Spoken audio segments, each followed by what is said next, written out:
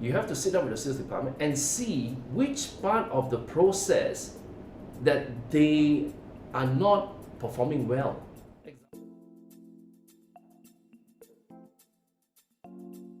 Now, can we go to the third part, Yeah. Let's go to the third part. What is the third steps to make sure that your whole company, let me recap the first one. The first one is to get your whole company involved into the sales process and to understand what is their role. Yes. The second thing is not to dampen their strength, but to actually highlight the strength of every single individual in the company, in the sales force, in the company, and make sure that they perform, right?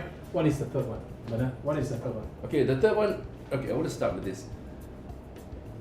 It is useless if you start something great, but if you don't follow up. Okay, it's useless if you start something great, but if you don't follow up. Now, what do I mean by this? If you kick off with this idea, I think this is one of the many ideas a lot of leaders of the company will, especially the sales department or the boss himself, will want to implement. It is useless if you don't have follow-up. What do I mean by this? The moment you implement this idea into the company, you must have a system to follow up, especially for the sales department. You have to sit down with them. I'm talking for sales department first, yeah? You have to sit down with the sales department and see which part of the process that they are not performing well. Example, by the name, let's say a lady by the name of Michelle, okay? So Michelle start off with prospecting, she has prospect, then she did her qualifying, then after that she did her approach, and then she did her offer presentation, then she failed at the Q&A or the handling objections, she failed that. Then he said, okay, fine. The second customer Michelle met, same thing, she got a prospect, she qualified, then she did the approach, present her offer. Then again, when it comes to Q&A and handling objections, she failed. Now that gives you an indication that something needs to be adjusted so that she can be successfully, so that the Q&A can be successfully completed. So as a leader, right, you have to watch, how come Michelle, first case, second case, the first stage is very successful until the Q&A.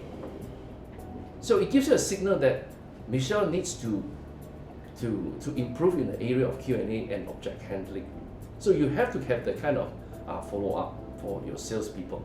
Another case, let's say by the name of, you have a sales staff by the name of Kamal.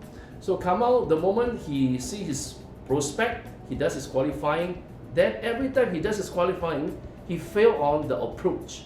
He has 3 customers, all the 3 customers fail on the approach. That gives an indication that Kamal needs help. Pardon me.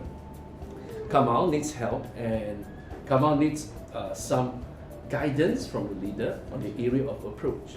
So a follow-up system has to be in the it can be in a computer or it can be on printed paper. You must see. Okay, it cannot be in your mind. You cannot like go guessing game or agak-agak. You cannot do that. There must be a system that you can see.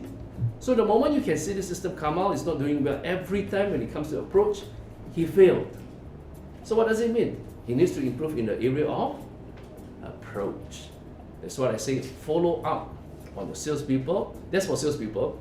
And then number 2, the follow up on your other departments that are not involved in sales.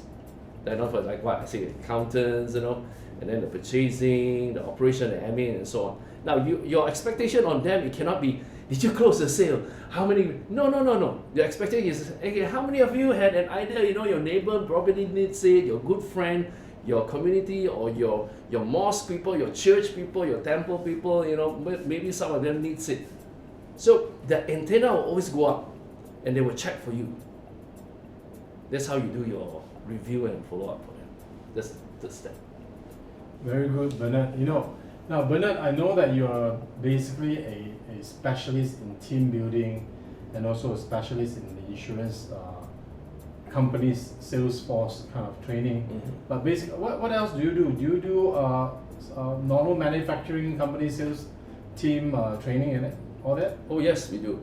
In fact, our training it covers quite wide, not only insurance. It covers like manufacturing, we cover hotels, we cover retails, In fact, we can say we cover all types of industry because we train people on principles, and principles never change. True. Yeah. So where can I find them? Where can they find you? If let's say our audience is interested in you, where can they find you? Okay, you can find me on my Facebook page, Success Driven Training and Consultancy, Success Driven Training and Consultancy, or at my website, www.successdriven.com.my, successdriven.com.my, or sometimes you can see me on the TV lah. Some of you may know what I mean. I have to do this social distancing, but when you're standing beside Mr. Panadol, you can't do social distancing. This is the guy that appears on the commercial of Panadol. He is known as the Malaysian Mr. Panadol, right? I have the privilege of having Mr. Panadol here with me.